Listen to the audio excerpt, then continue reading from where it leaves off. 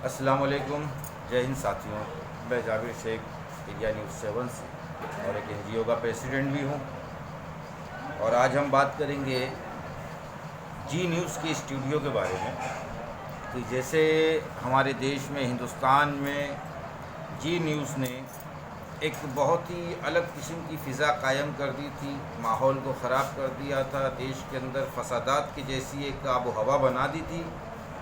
लेकिन मालिक भला करे उन लोगों का जो अच्छी जहनीत के, जो सेकुलर जहनीत के लोग हैं, उन्होंने इनको अपनी साजिश में कामयाब नहीं होने दिया। उसके बाद आप देखें कि जैसे कहा जाता है कि ऊपर वाले के यहाँ देर है अंधेर नहीं है, तो जी न्यूज़ की स्टूडियो में 28 कोरोना बम फिदाइन मिले। जी न्यूज़ के स्टूडियो में 28 बॉम्बर कोरोना के फिदाइन मिले। तो कहीं ऐसा तो नहीं कि जी न्यूज़ की ये मंशा तो नहीं थी कि सारे देश के अंदर कोरोना फैलाया जाए। कहीं इनका लिंक चाइना से तो नहीं है जो देश के अंदर महामारी फैलाना चाहते हैं। ये हो गई एक बात। अगर वो जैसे एक आदमी अगर मिला था कोरोना पेशेंट, तो होना ये चाहिए था कि उसी टाइम पे सारे लोगों को चेकअप किया जाता, स्कैनिंग की जाती, उनमें से जो मरीज़ निकलते उनको अलग किया जाता, बाकी और लोगों को क्वारंटाइन किया जाता। लेकिन वहीं पर आप देखें कि ये चीज़ें सरकार से छुपाई गई, देश से छुपाई गई, देश की आवाम से छुपाई गई, और बाद में वो एक से तादाद बढ़ के 28 हो गई। और वो 28 से और क्या पता किन किन लोगों से इन लोग मिले होंगे, कितने होंगे, मालिक जाने। तो होना ये चाहिए कि ऐसे चैनलों के जो मालिक हैं या इसके जो एंकर हैं, जो इसके एमडी हैं, जो इसके चेयरमैन हैं, इन सारे लोगों के ऊपर देशद्रोह के तहत मुकदमा दर्ज होना चाहिए और इनकी संपत्तियों को जब्त किया जाए। ये हो गई एक बात। दूसरी बात हम करेंगे हमारे प्रधानमंत्री श्री नरेंद्र दामोदर मोदी के बारे में कि आपने मेकिंग इंडिया का नारा दिया, वो फेल हो गया। डिजिटल इंडिया दिया, वो फेल हो गया। स्मार्ट सिटी दिया, वो भी फेल हो गया। औरतों की सेफ्टी के बारे में कहा, वो भी फेल हो गया। स्टार्टअप ऑफ इंडिया दिया, वो भी फेल हो गया। स्किल इंडिया दिया, वो भी फेल हो गया। ब्लैक मनी, वो भी फेल। 15 लाख, वो भी फेल। 2 करोड़ जॉब, वो भी fail. GDP fail. Bullet train fail. Housing scheme fail. Ganga fail. Pakistan fail. Chinese fail. Nepal friendship fail. फसल बीमा योजना लॉस।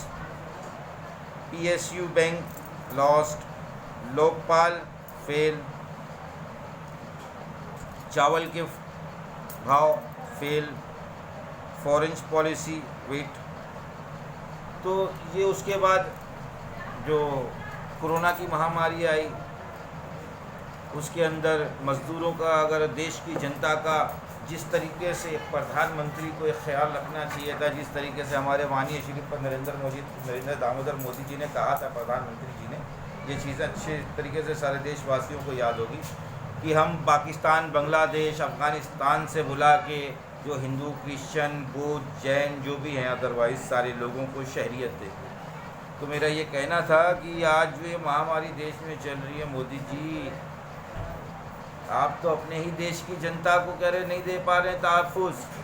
आज इस लॉकडाउन के अंदर, आज इस मज़दूरों के अंदर अगर आप देखेंगे तो 85 से लेके 90% जो तबका है वो हिंदू है, सिख है, ईसाई है, बौद्ध है।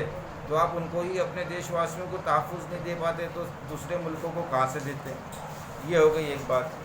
दूसरी बात कि जैसे अभी आप देखेंगे कि बार बार मुझे ये कहा जाता है कि मैं बीजेपी एंटी हूँ। तो मैं उन लोगों से ये बता दूँ कि ना मैं बीजेपी एंटी हूँ, ना मैं कांग्रेस एंटी हूँ। मैं हर उस चीज़ से एंटी हूँ जो देश का बुरा सोचेगा, देश के लोगों का बुरा सोचेगा और देश का अच्छा करेगा, देश के लोगों का अच्छा करेगा, मैं उसका सहयोग करूँगा, मैं उसकी वाहवाही करूँगा।